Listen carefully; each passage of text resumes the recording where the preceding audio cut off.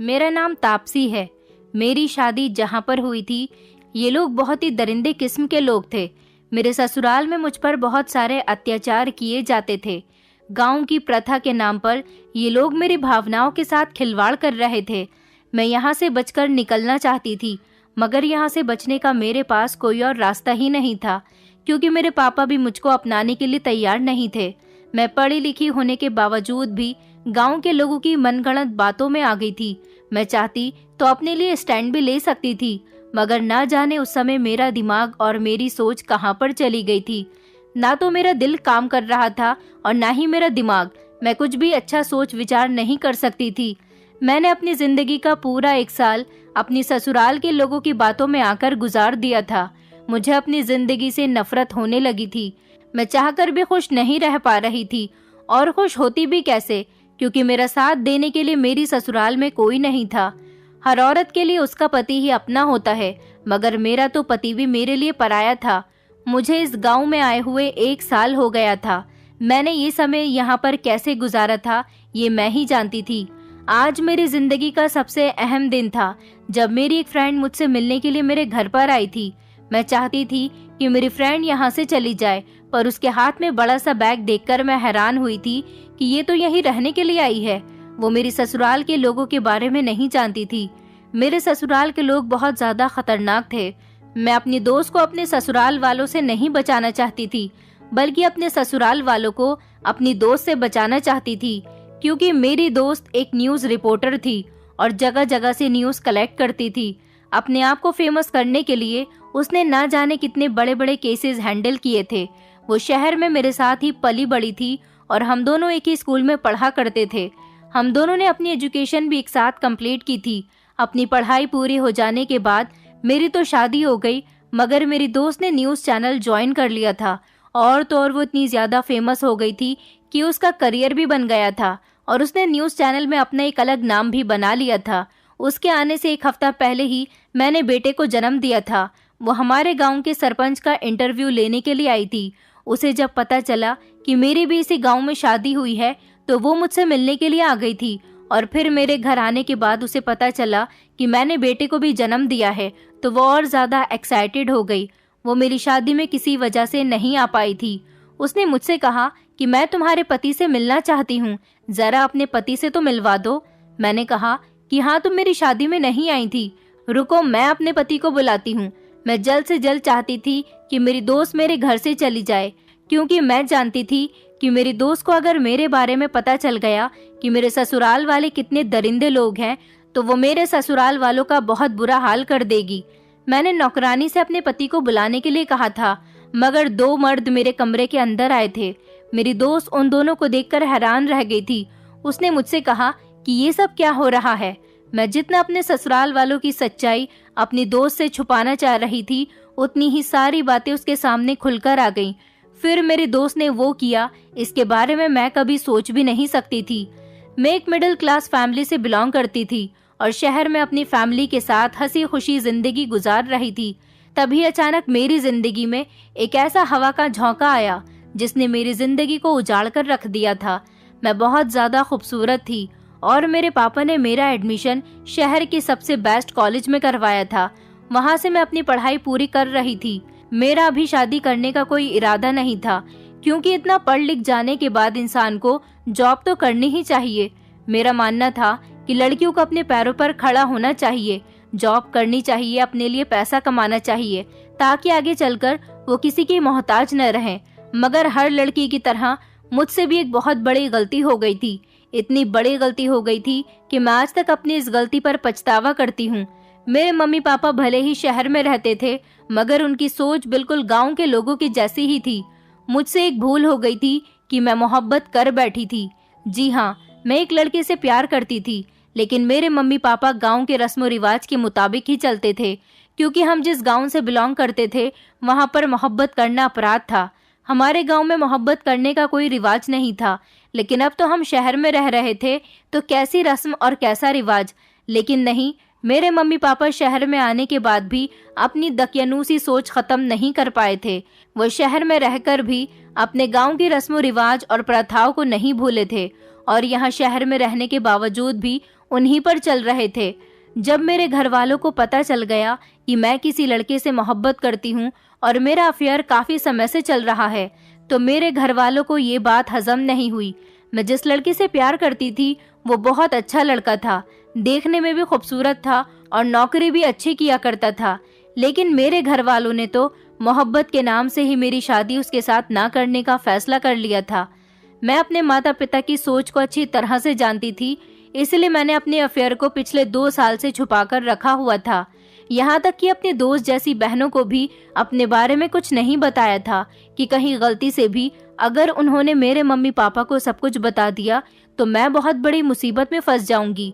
मगर एक दिन मेरे पापा ने मुझे उस लड़की के साथ रेस्टोरेंट में पकड़ लिया और वहीं पर मेरे सबके सामने 2 थप्पड़ भी मारे।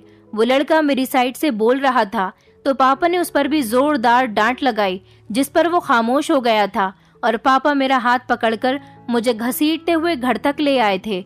घर लाने के बाद भी उन्होंने मुझे बहुत मारा था। मेरी मम्मी भी कुछ कम नहीं थी, उन्होंने भी अपने हाथ मुझ पर साफ कर लिए थे और मुझे ढेर सारी बातें भी सुनाई गई थी। इतनी सारी बातें कि अगर मेरी जगह कोई और लड़की होती तो चुल्लू भर पानी में डूबकर मर जाती। मेरे पेरेंट्स ने तो मोहब्बत को इतना बड़ा इशू बना लिया था कि उनका बस नहीं चलता, वो लोग मुझे जान से मारने के लिए तैयार हो जाते। वो लड़का पढ़ा लिखा था, अच्छा कमाता भी था, मुझसे शादी करने के लिए वो बिल्कुल तैयार था, यहाँ तक कि वो मेरे घर रिश्ता भेजना चाहता था। मगर इतने समय से मैंने उसे रोक रखा था, लेकिन मैं नहीं जानती थी कि मेरी मोहब्बत इतनी जल्दी पकड़ में आ जाएगी। मैंने अपने पेरेंट्स से कहा कि वो मुझसे शादी करने के लिए तैयार है, मैं उसके साथ कहीं भागकर नहीं जाऊंगी। इज्जत से आप लोग हम दोनों की शादी करवा दोगे तो इसमें क्या हो जाएगा। लेकिन मेरे पापा ने कहा कि जो हमारे खानदान में आज तक नहीं हुआ वो मेरी बेटी कभी भी नहीं करेगी। मैं कभी भी तुम्हारी शादी उस लड़के के साथ नहीं करूंगा, भले ही उसके अंदर बहुत सारी क्वालिटीज ही क्यों ना हो, मगर मैं तुम्हारी शादी उसके साथ बिल्कुल भी नहीं करूंगा, क्योंकि उसके साथ तुम अफेयर चला चुकी हो। तुम्हारी वजह से हमारे खानदान में बेइज्जती हो जाएगी। पहले ही मैं अपना गांव छोड़कर यहाँ आया हूँ तुम लोगों की पढ़ाई के लिए, और तुमने मुझे ये सिला दिया। मुझे तुमसे कितनी उम्मीदें थीं। तुमने मुझसे कहा था कि तुम नौकरी करना चाहती हो। मैं इस बात पर भी तैयार हो गया था, क्योंकि मैं अपनी बेटियों पर आंख बंद करके भरोसा करता हूँ। मगर मुझे नहीं पता था कि मेरे भरोसे का तुम ये सिला दोगी। मम्मी ने भी पापा को बहुत समझाने की कोशिश की थी, मगर पापा ने मम्मी से भी यही कहा था कि मैं हरगिज भी उसकी बात नहीं मानूंगा। मेरी बेटी ने तो मुझे बेवकूफ बना लिया। क्या मैं हर बार इसकी बात मानता रहूं? अब कोई बेटी पढ़ाई नहीं करेगी। मुझसे छोटी मेरी 3 बहनें और थीं। पापा ने कहा था कि मैं इन तीनों पर विश्वास नहीं कर सकता, क्योंकि जब बड़ी बहन बिगड़ जाती है तो उसको देखकर छोटी बहनें भी उसकी आदतों को अपना लेंगी। मैंने हमेशा अपनी बेटियों की हर बात मानी है, मगर आज पता चल गया है कि मेरी बेटी किस तरह की हरकत कर रही है। अपनी बड़ी बेटी की वजह से मेरा मामला पूरी तरह से खराब हो गया। ये तो मेरी इज्जत को भी सड़क पर नीलाम करने के लिए तैयार थी। वो तो अच्छा हुआ कि मुझे सही समय पर ही उसके बारे में पता चल गया, वरना ना जाने ये लड़की क्या करती। मेरे पापा का गुस्सा खत्म ही नहीं हुआ था, बल्कि और ज्यादा बढ़ता चला जा रहा था। शायद वो अपनी जगह ठीक थे, क्योंकि उन्होंने अपनी बेटियों को पढ़ाने के लिए अपना गांव, अपनी जमीन, अपना घर, अपने रिश्तेदार, यहाँ तक कि अपने परिवार वालों को भी अपनी बेटियों को अच्छी शिक्षा दिलाने के लिए छोड़ दिया था। और हम सब लोगों को लेकर यहाँ आ गए थे ताकि शहर में रहकर हमारी पढ़ाई अच्छी हो जाए, क्योंकि भगवान ने मेरे पापा को सिर्फ बेटियां ही दी थी। लेकिन जब मैंने उनका भरोसा तोड़कर मोहब्बत करनी शुरू कर दी तो उनको तो गुस्सा आना ही था। मेरी मोहब्बत का गला घोट दिया गया था। ना तो मुझे मेरे पापा ने मेरी मोहब्बत से मिलने दिया था, और तो और मेरा मोबाइल भी मुझसे छीन लिया गया था। मेरा कॉलेज जाना भी बंद करवा दिया था और मेरा घर से निकलना भी। इतनी सजा क्या मेरे लिए काफी नहीं थी कि मेरे पापा ने फैसला कर लिया कि वो जल्द से जल्द मेरी शादी करवा देंगे। उनका कहना था कि वो मेरी शादी अपने पुराने गांव में करना चाहते हैं, जहां पर उनका जन्म हुआ था और जिस गांव को वो छोड़कर यहाँ शहर में आए थे। पापा की बात सुनकर मेरी मम्मी उनके पैरों में बैठ गई। मेरे पापा को तो मुझ पर तरस नहीं आया था, लेकिन मेरी मम्मी मेरे लिए बहुत परेशान थी। मम्मी कहने लगी, भले ही तुम इसकी पढ़ाई छुड़वा दो, इसे घर से ना निकलने दो, मगर इस पर ये अत्याचार तो मत करो कि इसकी शादी तुम अपने गांव में करवाओ। तुम्हें तो पता है कि तुम्हारे गांव में लड़कियों के साथ क्या किया जाता है। अगर हमारी बेटी वहां पर चली गई तो जीते जी मर जाएगी, और अपनी बेटी की शादी उस गांव में करने का मतलब यह है कि हमने अपनी बेटी की शादी नहीं की, बल्कि उसे धकेल कर उसे नर्क में भेज दिया। ऐसी बातें मत करो, मैं अपनी बेटी की शादी वहां पर नहीं होने दूंगी। मैं जानती हूँ कि मेरी बेटी ने बहुत बड़ी गलती की है। तुम चाहो तो उसकी शादी अपनी मर्जी के मुताबिक यहाँ शहर के किसी भी लड़के से कर सकते हो, मगर मैं तुम्हारे आगे हाथ जोड़ती हूँ कि इसकी शादी उस गांव में मत करवाओ। मेरी मम्मी ने अपने पति से कहा, आपने तो हमेशा अपनी बेटियों के लिए अच्छा ही किया है, हमेशा उनके लिए कुर्बानी दी है, तो फिर तुम अपनी बेटियों के साथ ऐसा कैसे कर सकते हो। मेरे पापा ने मेरी मम्मी से कहा, तो फिर मुझे मेरी कुर्बानी का ये सिला दिया है तुम्हारी बेटी ने। मैं फैसला कर चुका हूँ कि मैं इसकी शादी अपने ही गांव में करूंगा। मेरे पैरों पर कलंक लगवाया है ना तुम्हारी बेटी ने, जितनी मेरी बदनामी करवाई है। सारे गांव के लोग मुझे बुरा कहते हैं कि मैं अपनी बेटियों को शहर लेकर चला गया। मैं अपनी बेटियों को यहाँ पर पढ़ाने के लिए लेकर आया था। तुम्हारी बेटियों की हरकत देखने के बाद मैं तो इसकी शादी गाँव में ही करूंगा। और फिर तापसी मेरी बड़ी बेटी है, उसने भी तो मेरी इज्जत को हवा में उछाल दिया है, एक पल के लिए भी मेरी इज्जत के बारे में नहीं सोचा। तापसी उस लड़के के साथ मुलाकातें तक करती रही। इस लड़की का तो अब शहर में भी रिश्ता नहीं हो सकेगा, ये लड़की तो गांव में ही चली जाए तो अच्छा है। मैं चुपचाप पत्थर बने हुए खड़ी थी और सारी बात सुन रही थी। मेरी मम्मी मुझसे कहने लगी कि बेशरम लड़की, तू भी अपने पिता से माफी मांग ले, थोड़ी बहुत रिक्वेस्ट कर ले, वरना तेरी पूरी जिंदगी बर्बाद हो जाएगी। तुझे नहीं पता कि तेरे साथ गांव में क्या होगा। मुझे मेरी मम्मी की बात की कुछ समझ नहीं आई थी। उन्होंने मुझे कोई भी बात पूरी डिटेल से बताई भी नहीं थी। शायद वो मुझे डराना चाहती थी, इसलिए मैंने उनकी बात पर ज्यादा ध्यान नहीं दिया था। मैं उनकी बात को समझ नहीं पाई थी। कुछ दिनों बाद मेरा रिश्ता गांव से आया तो मैं फोटो देखकर थोड़ी घबरा गई थी। मेरी मम्मी को लगा कि मैं रिश्ते से इनकार कर दूंगी। मेरी घबराहट देखकर वो कहने लगी कि तुम परेशान मत हो, अब परेशान होने का कोई फायदा भी नहीं है, क्योंकि तुम्हारे पापा तुम्हारी शादी गांव में ही करेंगे। मुझे लड़की की फोटो दिखाई गई। मैंने लड़की को फोटो में देखते ही पसंद कर लिया था, क्योंकि लड़का खूबसूरत था, अच्छा और लंबा चौड़ा था, और पढ़ा लिखा भी लग रहा था, शक्ल से समझदार लग रहा था। मेरा रिश्ता उस लड़की के साथ पक्का हो गया था। मुझे लड़के को देखकर तो कोई प्रॉब्लम नहीं हुई थी। मैंने सोचा कि अगर मुझे मेरी मोहब्बत नहीं मिली तो कोई बात नहीं, वैसे भी मेरी शादी मोहब्बत से नहीं होनी थी। लेकिन ये लड़का भी बुरा नहीं था, इसके साथ जिंदगी गुजारी जा सकती थी। तो रही बात गांव की, तो गांव हो या शहर क्या फर्क पड़ता है, लोग अच्छे हो तो समय गुजर ही जाता है। फिर मेरी शादी हो गई थी और मैं विदा होकर गांव में अपनी ससुराल आ गई थी। मेरी आंखों में अपने ससुराल और अपने पति को लेकर बहुत सारे सपने थे। गांव में मेरा स्वागत बहुत अच्छे तरीके से किया गया था। सुना था कि मेरे सास ससुर तो इस दुनिया में नहीं थे, सिर्फ घर में एक जेठानी और जेठ थे। रास्ते में मेरा मेकअप थोड़ा खराब हो गया था, इसलिए मुझे दोबारा से तैयार करके अपने पति के कमरे में बैठा दिया गया था। मैं दुल्हन बनी बैठी थी और मुझे अपने पति के कमरे में आने का इंतजार था। मेरी अपने पति से अभी तक ठीक तरह से बात भी नहीं हुई थी, बल्कि मैंने तो अभी उसे ढंग से देखा भी नहीं था। मैं उन लड़कियों में से नहीं थी जो पहले ही मुलाकात में अपने पति को ये बता देती कि मेरा किसी लड़की के साथ अफेयर रह चुका है, क्योंकि वो तो मिला नहीं, लेकिन जो मिला है उसके साथ जिंदगी गुजारनी है, फिर उसे अपनी तरफ से बेवफा क्यों करना। मैं उसे क्यों बताती कि मेरी जिंदगी में कोई था, इस तरह तो मेरा ही नुकसान हो जाना था। मैंने वैसे भी अब दिल से सोचना छोड़ दिया था, क्योंकि मेरा दिल तोड़ दिया गया था, लेकिन मैं दिमाग से सोचना नहीं छोड़ सकती थी। इसलिए मैं ठीक ठाक और नॉर्मल अंदाज में बैठी हुई थी, और तब सामने देखा तो मेरे कमरे में मेरा पति अभी तक नहीं आया था। मैं पूरी रात अपने पति का इंतजार करती रही, लेकिन वो मेरे कमरे में नहीं आए। मुझे बहुत अजीब लगने लगा था, क्योंकि बाहर से सब लोगों के बोलने की आवाज आ रही थी। घर के सारे लोग अभी भी जाग रहे थे। मैं बार बार दरवाजे की तरफ देख रही थी, फिर अचानक किसी ने दरवाजा खोल दिया। अंदर आने वाला इंसान मेरा पति तो नहीं था, बल्कि वो मेरा जेठ था, और अपने जेठ को अपने कमरे में इस समय देखकर मेरे पैरों तले से जमीन निकल गई थी।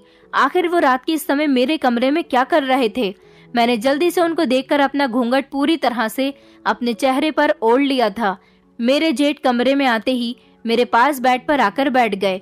उनको इस तरह से देखकर मैं बहुत घबरा गई थी। मैं झट से पीछे सरक गई और वो दोबारा से मेरे करीब आ गए। वो मुझे छूने की कोशिश कर रहे थे। मैंने झटके से उन्हें दूर कर दिया और जोर जोर से चिल्लाने लगी और उनसे कहने लगी कि आप ये मेरे साथ क्या करने की कोशिश कर रहे हो। तो वो आदमी जोर जोर से हंसने लगा और कहने लगा कि तुम्हें नहीं पता कि तुम्हारे साथ क्या हो रहा है। मैं तुम्हारा पति हूँ। उनकी बातचीत पर मैं चौंक गई थी कि वो किस तरह की बातें कर रहे हैं।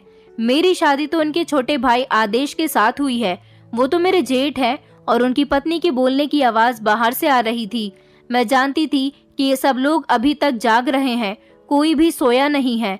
मेरे जेठ ने जब मुझे दोबारा से टच किया और मेरे करीब आए तो मैंने जोर जोर से चिल्लाने की कोशिश की, तो उन्होंने मेरे मुंह पर एक जोरदार थप्पड़ मार दिया और कहने लगे, मैंने कहा ना कि मैं तुम्हारा पति हूँ, तुम्हें मेरी बात समझ नहीं आई है क्या? आखिर किस बात का शोर मचाया हुआ है? मैंने रोते हुए कहा कि भैया, मेरी शादी आपके साथ नहीं हुई, मेरी शादी तो आदेश के साथ हुई है। मेरे पति कहाँ हैं और आप मेरे साथ ये सब क्या कर रहे हो? तो वो आदमी कहने लगा कि क्या तुम्हें हमारे गांव की प्रथा के बारे में नहीं बताया गया? मैं उनकी बात सुनकर सोच विचार में पड़ गई थी कि आखिर कौन सी प्रथा। मुझे तो किसी भी प्रथा के बारे में कुछ भी नहीं पता था। तो वो कहने लगे कि जब लड़की शादी करके पहली बार हमारे गांव में आती है तो शादी की पहली रात से लेकर 1 महीने तक उसका जेठ ही उसके साथ सुहागरात मनाता है, और अगर घर की बड़ी बहू को उसके ऊपर उसकी कोई जेठानी न हो तो उसके साथ उसका ससुर सुहागरात मनाता है। ऐसा इसीलिए होता है क्योंकि हमारे गांव में बड़े लोगों को बहुत मान सम्मान दिया जाता है, इसलिए घर की बहू पर भी बड़ों का ही हक होता है। हमारे पिताजी तो नहीं है, मगर मैं जिंदा हूँ। मैं तुम्हारे साथ 1 महीने तक इस रस्म को करूंगा और हमारे गांव की इस प्रथा को आगे बढ़ाऊंगा। मैं अपने जेठ की बात सुनकर बहुत ज्यादा डर गई थी। आखिर ये कैसी प्रथा थी और मेरा पति वो कैसा इंसान था जो अपनी पत्नी को 1 महीने के लिए अपने भाई के हवाले छोड़ने वाला था? मैंने अपने जेठ से कहा कि मैं किसी ऐसी प्रथा को नहीं मानती। मेरी शादी जिसके साथ हुई है मैं उसी के साथ रहना चाहती हूँ। तो मेरा जेठ कहने लगा कि जितना तुमसे कहा जा रहा है बस उतना ही करो, ज्यादा आगे बढ़ने की जरूरत नहीं है। अब तुम्हारी शादी इस गांव में हो चुकी है और तुम्हारा पिता तो इस गांव की सारी प्रथाओं और रस्म रिवाज को अच्छी तरह से जानता है। उसने तुम्हें कुछ नहीं बताया क्या? हमारे गांव की हर औरत के साथ ऐसा ही होता आया है, यहाँ तक कि तुम्हारी अपनी माँ के साथ भी ऐसा ही हुआ था। हमारे गांव में प्रथाओं को बहुत मान दिया जाता है। प्रथाओं को तोड़ने वाले इंसान को कड़ी से कड़ी सजा दी जाती है, इसलिए तुम सजा की हकदार ना बनो और खामोशी से हमारे गांव की प्रथाओं को निभाती चली जाओ। सिर्फ 1 महीने की तो बात है, 1 महीने तक तुम्हें बहुत सारी रस्में करनी है। ऐसा करने से गांव की बहू की इज्जत घर में बहुत ज्यादा बढ़ जाती है। अब तुम अपनी जेठानी को ही देख लो। मेरी पत्नी ने मेरे पिताजी के साथ पूरे 1 महीने सुहागरात मनाई थी और उनका कहना बिल्कुल एक पति की तरह माना था। पूरा 1 महीना होने के बाद मैं अपनी पत्नी के पास गया था। अगर कोई मर्द पहले ही अपनी पत्नी के पास जाने की कोशिश करता है तो उसे गैरतमंद मर्द नहीं समझा जाता। उसे हमारे गांव में जोरू का गुलाम कहते हैं और फिर उसे जायदाद से बेदखल कर दिया जाता है जो अपनी पत्नी के खिलाफ आवाज उठाने की कोशिश करता है। हमारे खानदान में आज तक आवाज उठाने की कोशिश किसी ने भी नहीं की। जैसा भी हो रहा है होने दिया है। ये सब हमारे गांव की प्रथाओं का ही नतीजा है जो हमारे गांव की औरतें अपनी शादीशुदा जिंदगी को अच्छे तरीके से गुजार रही हैं। औरत को हमेशा अपनी मुट्ठी में करके रखना चाहिए। अगर तुम भी हमारी मुट्ठी में रहोगी तो सही रहोगी, वरना इस गांव से जाने का तुम्हारे पास कोई दूसरा रास्ता नहीं है। तुम्हारा पिता पहले ही अपनी बेटियों की वजह से इस गांव में अपनी काफी बेइज्जती करवा चुका है, और अब अगर उसकी बेटी होते हुए तुमने भी अपने पिता की और ज्यादा नाक कटवाने की कोशिश की तो तुम्हारे पूरे खानदान को इस गांव से धक्के मारकर निकाल दिया जाएगा। मैं अपने जेठ से बार बार मना कर रही थी कि मैं ऐसी किसी प्रथा को, ऐसी किसी रस्म को नहीं करूंगी। इन सब कामों के लिए मेरी मर्यादा मुझे इजाजत नहीं देती, मगर उन्होंने मेरे साथ जबरदस्ती की और फिर वो हुआ जो नहीं होना चाहिए था। वो सारी रात मेरी इज्जत के साथ खिलवाड़ करता रहा। मैं चीखती रही, चिल्लाती रही। ना तो मेरी मदद करने के लिए मेरा पति आया था और ना ही मेरी जेठानी। मेरी जेठानी कैसी औरत थी जो अपने पति को अपनी देवरानी के पास भेज चुकी थी, वो भी पूरे 1 महीने के लिए। इस पूरे 1 महीने तक मुझे अपने जेठ को ही अपना पति मानना था, उनका हर कहना मानना था। अपने पति से शादी करने के बावजूद भी मैं पूरे 1 महीने तक अपने पति के लिए अनजान थी और वो भी मेरे लिए अनजान बनकर रहना चाहता था। सुबह को जब मेरी आंख खुली तो मेरी कंडीशन बहुत ज्यादा बुरी थी। मैं अपने पैरों पर खड़े होने काबिल नहीं थी। मेरा जेठ तो कमरे से निकलकर बाहर चला गया था, लेकिन मेरा पति अभी तक नहीं आया था। मैं आदेश से बहुत ज्यादा नाराज थी। मैंने सुना था कि वो पढ़ा लिखा है। पढ़े लिखे लोग तो ऐसी उल्टी सीधी बातों में नहीं आते, तो फिर आदेश कैसा इंसान था जो अपने घर वालों की ऐसी प्रथा को मानने के लिए तैयार हो गया था। मर्दों की वजह से औरत न जाने कहां कहां जलील होती है। फिलहाल दिन इसी तरह से गुजरने लगे थे। मेरे पति ने मुझे अभी तक हाथ तक नहीं लगाया था और ना ही वो मुझसे घर वालों के सामने कोई बातचीत करता था। मैं नई नवेली दुल्हन होने के बावजूद भी जब कमरे से बाहर निकलती तो अपने पति के लिए बिल्कुल अनजान थी। वो मुझे देखकर भी अनदेखा कर देता था और मेरा जेठ सबके सामने मेरा हाथ पकड़ता, मेरे करीब आने की कोशिश करता। वो बिल्कुल मेरे साथ ऐसा रिएक्ट कर रहा था जैसे मेरा पति वही हो। मुझे अभी खामोशी से अपने ससुराल वालों की बात माननी पड़ती थी, मगर मुझे हैरानी इस बात पर थी कि मेरी जेठानी अपने पति को किसी दूसरी औरत के करीब जाते हुए देखकर कोई रिएक्ट नहीं करती थी। घर में मेरे जेठ की ही चलती थी, क्योंकि वो ही इस घर के बड़े थे। मुझे इस घर में बहुत डर लगता था। मेरी जेठानी भी बहुत बुरी औरत थी। उसका बिहेवियर मेरे साथ बिल्कुल भी अच्छा नहीं था। शादी के बाद मेरा एक हफ्ता जैसे तैसे डरते डरते गुजरा तो मेरे डर में और ज्यादा बढ़ावा हो गया था, क्योंकि मुझे बताया गया था कि मैं अपने परिवार वालों से नहीं मिल सकती और ना ही वो लोग यहाँ आ सकते हैं, क्योंकि गांव छोड़कर शहर जाने वाले लोग कभी वापस नहीं आते। मेरे पापा ने अपनी बेटियों को शहर में पढ़ाने के लिए इस गांव को छोड़ दिया था। मेरे ससुराल वालों ने मेरी खूबसूरती देखकर मुझे एक्सेप्ट तो कर लिया था, मगर उन लोगों का कहना था कि वो मुझे मेरे परिवार वालों से नहीं मिलने देंगे। मेरे सारे संबंध उनके साथ उसी दिन खत्म हो गए जिस दिन मैं यहाँ विदा होकर आई थी, और ये बात मेरी फैमिली को अच्छी तरह से समझा दी गई है और वो लोग इस बात पर एग्री भी हो गए हैं कि वो लोग कभी मेरा मुंह तक नहीं देखेंगे। मुझे आज बहुत ज्यादा अफसोस हुआ था कि माता पिता ऐसे होते हैं। मैंने भले ही मोहब्बत की थी, मगर मैंने उस लड़के के साथ कभी कुछ गलत नहीं किया था, कभी कुछ ऐसा नहीं किया था जिससे मेरे पापा की इज्जत पर आंच आ सके। मैं तो उसके साथ इज्जत से शादी करके अपना घर बसाना चाहती थी। मुझे सजा तो इस तरह से दी जा रही थी जैसे मैंने बहुत बड़ा पाप कर दिया हो। मुझे अपनी मम्मी पापा से नफरत होने लगी थी, सबसे ज्यादा अपने पापा से, जिन्होंने सब कुछ जानते हुए भी मेरी शादी इस गाँव में करवा दी, सिर्फ और सिर्फ अपने ईगो में आकर।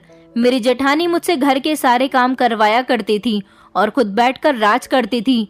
शादी के 9 दिन पूरे हो गए तो मेरी जेठानी 9 दिन की रस्म करवाने के लिए गांव की कुछ औरतों को उन्होंने हमारे घर पर इनवाइट किया था, जिसमें गांव की बूढ़ी औरतें आई थी। मैं किचन में खाना बना रही थी जब मेरी जेठानी ने मुझे आवाज लगाई और कहा कि जरा बाहर तो आओ। मैं जब सर पर पल्लू रखकर बाहर गई तो मेरी जेठानी कहने लगी, आज तुम्हारी शादी के बाद 9वां दिन है। हमारे यहाँ शादी के 9 दिन के बाद एक रस्म की जाती है जिसको शादीशुदा औरत के लिए बहुत शुभ माना जाता है। मैं सोच में पड़ गई थी कि अब ना जाने कौन सी रस्म मेरे साथ की जाएगी। जब मुझे उस रस्म के बारे में बताया गया तो मेरे पैरों तले से जमीन निकल गई थी, क्योंकि ये रस्म एक ऐसी रस्म थी जिसको मैं क्या कोई भी लड़की नहीं करवाना चाहेगी। मेरी जेठानी ने कहा कि ये गाँव की बूढ़ी औरतें तुम्हारे बाल काटने के लिए आई हैं। मैं अपने बाल हरगिज भी नहीं कटवाना चाहती थी।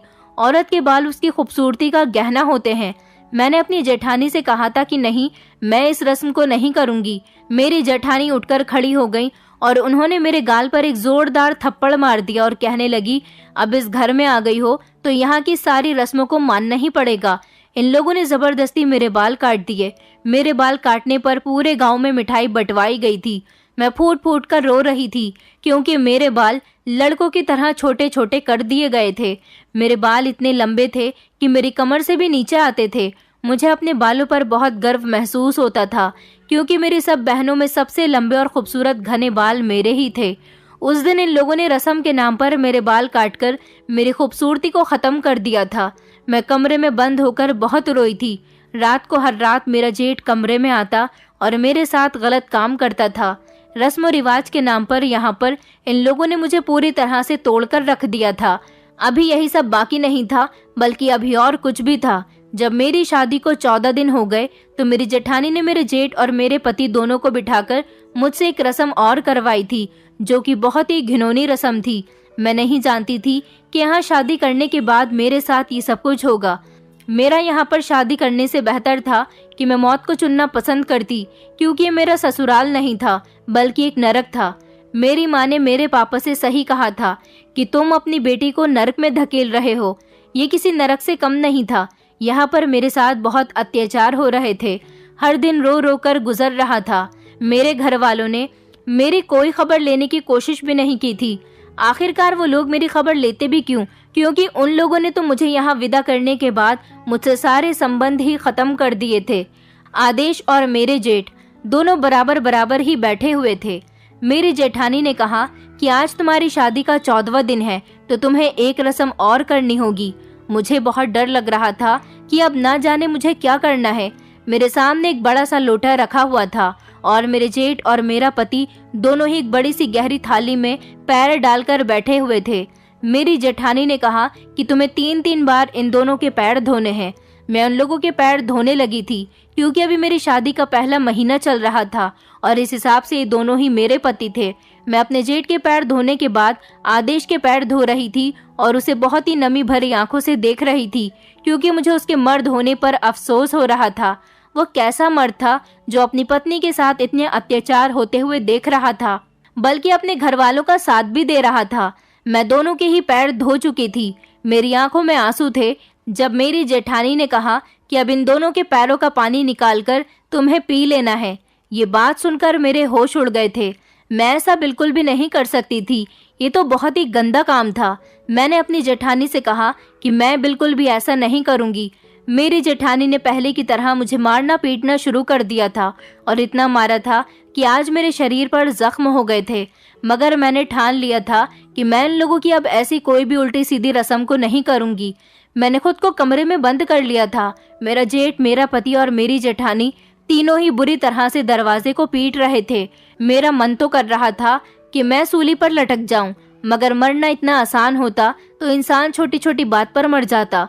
वो दिन तो जैसे तैसे गुजर गया था और मैं उस रस्म को करने से बच गई थी। फिर इसी तरह से ये लोग ना जाने कैसी कैसी रस्म मेरे लिए निकालते रहे। कुछ मुझे करनी पड़ती और कुछ अगर मैं नहीं करती तो मैं इन लोगों से इतनी मार खाती थी कि मेरा शरीर दर्द करने लग जाता था। जैसे तैसे 1 महीना गुजर गया था। ये 1 महीना मेरा बड़ी मुश्किल से गुजरा था।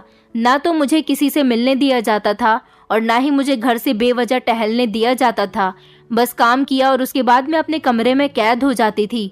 अब 1 महीना गुजर गया तो मुझे लगा कि मेरी जिंदगी में मुश्किलें कम हो जाएंगी। जिस दिन मेरी शादी को 1 महीना होने वाला था, उस रात मेरा पति मेरे साथ सुहागरात मनाने वाला था, क्योंकि 1 महीने अपने जेठ को अहमियत देने वाली रस्म पूरी हो चुकी थी।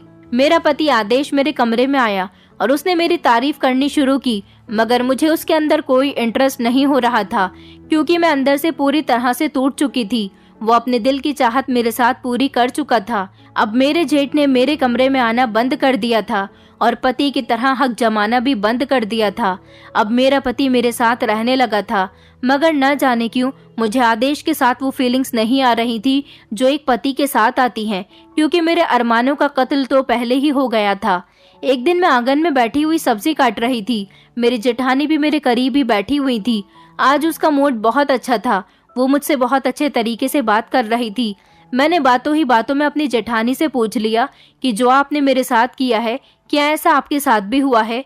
मेरी बात सुनकर मेरी जेठानी हंसने लगी और कहने लगी कि तुम्हारे साथ तो कुछ भी नहीं हुआ, मेरे साथ तो बहुत बुरा सुलूक किया गया था।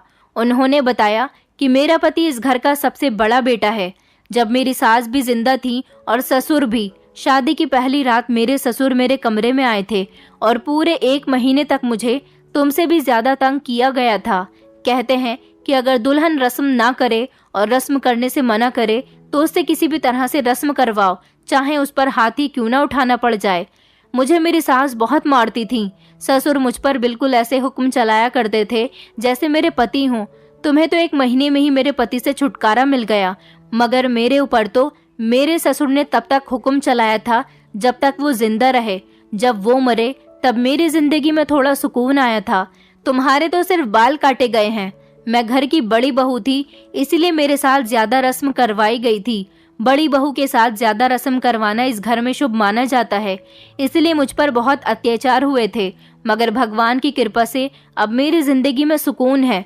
मैंने अपनी जेठानी से कहा, आप इसे सुकून कहती हो? आपके पति ने पूरे 1 महीने मेरे साथ रात गुजारी है। क्या आपको ये बात बुरी नहीं लगी? मेरी जेठानी कहने लगी कि मेरे साथ तो मेरे ससुर ने पूरे 5 साल तक रातें गुजारी थी। जब मुझे वो बात बुरी नहीं लगी तो ये बात बुरी लगने से क्या मतलब। जब औरत अंदर से टूट जाती है तो फिर क्या अच्छा और क्या बुरा। ये कहकर वो खामोश हो गई थी। अभी 1 हफ्ता और गुजरा था कि मुझे पता चला कि मैं प्रेग्नेंट हूँ, मगर मेरी ये समझ नहीं आ रही थी कि ये बच्चा मेरे जेठ का है या फिर मेरे पति का, क्योंकि पिछले 1 महीने से मेरे साथ मेरा जेठ रात गुजार रहा था और अभी 1 हफ्ते से मेरा पति। ये खबर जब घर वालों को पता चली तो सब लोग बहुत खुश हुए थे और पूरे गांव में मिठाई बंटवाई गई थी। लेकिन मैं इस खबर से बिल्कुल भी खुश नहीं थी, क्योंकि ये कोई घर नहीं था बल्कि एक नरक था। इस घर में रहने वाले लोग कोई इंसान नहीं थे बल्कि दरिंदे थे, और ऐसे घर में, ऐसे गांव में मैं अपने बच्चे को पैदा नहीं करना चाहती थी। मगर मैं क्या कर सकती थी। मेरी मदद करने वाला इस गांव में कोई भी नहीं था। मेरा अपना कोई नहीं था। मेरे माता पिता भी मुझसे सारे संबंध खत्म कर चुके थे और मैंने फैसला कर लिया था कि मैं अपने माता पिता को कभी पलटकर देखूंगी भी नहीं, क्योंकि उन्होंने मुझे मोहब्बत करने की बहुत बड़ी सजा दी है। इतनी बड़ी सजा कि ये सजा किसी मौत से कम नहीं है। दिन इसी तरह से गुजर रहे थे। मेरा पति, मेरा जेठ और मेरी जेठानी बहुत खुश थे। मेरे जेठ जेठानी की शादी को 10 साल हो गए थे, लेकिन अभी तक उनके पास कोई बच्चा नहीं था। वो इस बात से खुश थी कि जब घर में मेरा बच्चा आएगा तो वो उससे अपनी ममता पूरी कर लेंगी। मैं ऐसे लोगों के माहौल में अपने बच्चे को पैदा नहीं करना चाहती थी। मैं खामोश थी और दिन इसी तरह से गुजर रहे थे और मेरे 9 महीने पूरे होने वाले थे जब कुछ दिनों बाद मुझे पता चला कि मेरी एक दोस्त जो कि मेरे साथ पढ़ा करती थी, वो एक न्यूज़ रिपोर्टर है। वो हमारे ही गांव के सरपंच का इंटरव्यू लेने के लिए आई है। मैं छत पर खड़ी हुई थी जब उसने मुझे देख लिया और वो हमारे घर में आ गई थी। मैं उसे देखकर दंग रह गई थी। मैं नहीं चाहती थी कि वो मेरे घर पर आए, क्योंकि मैं उसके सामने अपने ससुराल वालों की सच्चाई नहीं आने देना चाहती थी। उसके हाथ में कपड़ों का एक बड़ा सा बैग देखकर मैं घबरा गई थी। उसने मुझे जब छत से देख लिया था तो वो मेरे घर के अंदर आ गई। वो मुझे देखकर बहुत खुश हुई थी और कहने लगी कि कितने समय बाद तुम्हें देखकर बहुत खुशी हुई। उसने मुझे बताया कि वो गांव के सरपंच का इंटरव्यू लेने आई थी और अब वो यहाँ पर कुछ दिन रहेगी। मैं उसको अपने घर में रहने से मना भी नहीं कर सकती थी। इस बारे में मैंने अपनी जेठानी को बताया तो उन्हें भी कोई एतराज नहीं था। मेरी तबीयत इन दिनों ठीक नहीं चल रही थी, इसलिए घर का काम करने के लिए नौकरानी आई हुई थी। मेरी दोस्त मेरे साथ कमरे में बैठी हुई थी और अपनी कामयाबी की कहानी सुना रही थी, मगर साथ ही साथ उसने मेरी हालत पर भी गौर किया। वो कहने लगी, तापसी, तुम कैसी हो गई हो? तुम तो बहुत खूबसूरत थी। तुम्हारे बाल भी लंबे लंबे हुआ करते थे, मगर अब तुम्हारे बाल भी छोटे हैं। तुम्हारे बाल तो कमर से नीचे आते थे और तुम्हारे बाल अब पहले जितने लंबे और घने नहीं रहे। तुम्हारा रंग भी देखो कितना काला हो गया है। क्या तुम अपने ससुराल में खुश नहीं हो? मैंने उससे कहा, नहीं नहीं, मैं बहुत खुश हूँ। उसने मुझसे कहा, अच्छा अपने पति से तो मिलवाओ, मैं तुम्हारे पति से मिलना चाहती हूँ। मैंने नौकरानी से कहकर अपने पति को बुलवाया था। मेरा पति कमरे के अंदर आ गया था। थोड़ी बहुत देर मेरी दोस्त से बात करने के बाद वो वापस चला गया। मेरे 9 महीने मेरे हिसाब से पूरे हो चुके थे, मगर अभी तक मुझे दर्द नहीं हुआ था। मेरी हालत देखकर मेरी दोस्त समझ गई थी कि मैं बच्चा पैदा करने वाली हूँ। सारी रात मेरी दोस्त मेरे साथ मेरे कमरे में ही रही थी। उसने मुझसे मेरी शादी की पहली रात के बारे में पूछा था। वो पहले मेरी बेस्ट फ्रेंड हुआ करती थी, इसलिए मेरे साथ इतनी फ्री हो रही थी, मगर मैं उसे अपने बारे में बताना नहीं चाहती थी। जब उसने शादी की पहली रात का जिक्र छेड़ा तो मेरी आंखों में आंसू आ गए थे। शादी की पहली रात हर लड़की के लिए जिंदगी की सबसे स्पेशल रात होती है, मगर मेरी शादी की पहली रात तो मेरी जिंदगी की सबसे खतरनाक रात साबित हुई थी। मेरी आंखों में आंसू देखकर मेरी दोस्त शालिनी समझ गई थी कि कोई बात है, मैं उससे कुछ छुपाना चाह रही हूँ। उसने मुझे कसम दी और कहने लगी कि तुझे मुझे बताना ही होगा कि आखिर क्या बात है। मगर मैं भी अब खुद पर कंट्रोल नहीं कर पाई थी और मैंने उसे सब कुछ बता दिया कि शादी के बाद मेरे साथ इस घर में क्या क्या हुआ था। मेरी पूरी कहानी सुनकर मेरी दोस्त के तो होश उड़ गए थे। उसने मुझसे कहा कि तापसी, तुम तो एक पढ़ी लिखी लड़की हो, तुमने आखिर अपने लिए स्टैंड क्यों नहीं लिया? तुम चाहती तो अपने लिए स्टैंड ले सकती थी। तुम इस घर से भाग भी सकती थी या फिर पुलिस को फोन कर सकती थी। तुम जैसी पढ़ी लिखी लड़की खामोशी से इन लोगों की उल्टी सीधी प्रथाओं को, रस्मों को मानती रही। ये तुम्हारी बहुत बड़ी बेवकूफ़ी है और मुझे तुमसे बेवकूफ़ी की उम्मीद बिल्कुल भी नहीं थी। मैंने शालिनी के आगे हाथ जोड़कर कहा कि शालिनी, मुझे अपने पति से कोई मोहब्बत नहीं है। उसने मुझे आज तक पत्नी वाला कोई हक ही नहीं दिया। मैं इस घर में सिर्फ रह रही हूँ। ऐसा लगता है जैसे मैं कोई खराब सामान हूँ जिसको इस्तेमाल करने के बाद घर के किसी भी कोने में डाल दिया जाता है। मेरी भी वैल्यू इस घर में ऐसी ही है। मैं अपने बच्चे को जन्म देने वाली हूँ। मैं नहीं चाहती कि मेरा बच्चा इस घर के माहौल में पले बढ़े। प्लीज मुझे बचा लो, मुझे इस नर्क से निकाल दो। ये गांव बहुत खतरनाक है। यहाँ की रस्म रिवाज बहुत ही खतरनाक है। फिर शालिनी ने मुझे एक ऐसी बात बताई जिसने मेरे होश उड़ा दिए थे। शालिनी ने मुझे बताया, तापसी, इस गांव में ऐसा कुछ नहीं होता, सिर्फ इस खानदान में ही ऐसा होता है जिसमें तुम्हारी शादी की गई है। मैं इस गांव की काफी सारी शादियों में आ चुकी हूँ। मैंने तो यहाँ पर कभी कोई ऐसी रस्म ही नहीं देखी, बल्कि मैं यहाँ आने के बाद पूरे एक महीना रुककर भी गई हूँ। अगर ये रस्म होती तो पहले भी तो हो सकती थी। इन लोगों ने सिर्फ अपने खानदान की प्रथा को आगे बढ़ाने के लिए ऐसा किया, और ये लोग जरूर तुम्हारे पिता की जान पहचान के लोग होंगे, तभी तो उन्होंने तुम्हारी शादी यहाँ पर कर दी। वो इस गांव के किसी और इंसान के यहाँ भी तो तुम्हारी शादी कर सकते थे। तुम्हारे पिता ने अपने ईगो में आकर तुमसे बदला लिया है और बदनाम सारे गांव को कर दिया। इस गांव के सरपंच एक बहुत अच्छे इंसान हैं। मैं उनको अच्छी तरह से जानती हूँ। इस गांव में ऐसी कोई प्रथा नहीं है, बल्कि गांव के सरपंच ने गांव में पुराने जमाने के लोगों की सोच को पूरी तरह से बदल कर रख दिया है। पागल लड़की, मैं हर साल में एक चक्कर यहाँ पर जरूर लगाती हूँ। मैंने यहाँ पर ऐसी कोई भी प्रथा के बारे में या किसी रस्म के बारे में नहीं सुना और न ही देखा है। ये लोग तुम्हें प्रथा के नाम पर बेवकूफ बना गए। दरअसल उनकी पीढ़ी के जो लोग हैं और जो उनके रिश्तेदार हैं वही ऐसी प्रथा करते हैं, पूरा गांव नहीं। ये बात सुनने के बाद तो मुझे अपने ससुराल वालों से और ज्यादा नफरत होने लगी थी। मैंने शालिनी से कहा कि मुझे किसी भी तरह से यहाँ से निकालो। मैं अपने बच्चे को इस घर में जन्म नहीं देना चाहती। शालिनी ने मेरी बहुत मदद की थी और मुझे इस घर से निकलवा दिया था। शालिनी ने अगले ही दिन जाकर गांव के सरपंच से बात की। पुलिस और कुछ मीडिया रिपोर्टर्स को लेकर वो हमारे घर पर आ गई थी। पुलिस ने मेरे ससुराल वालों को अरेस्ट कर लिया था। मेरी जेठानी, जिन्होंने मुझ पर बहुत अत्याचार किए थे, मारपीट की थी, मेरे बाल कटवाए थे, मेरा जेठ, जिसने मेरी इज्जत के साथ खिलवाड़ किया था, मेरा पति, जो ये सब कुछ खामोशी से देखता रहा। यहाँ तक कि मुझे तो ये भी नहीं पता था कि ये बच्चा मेरे पति का है या फिर मेरे जेठ का।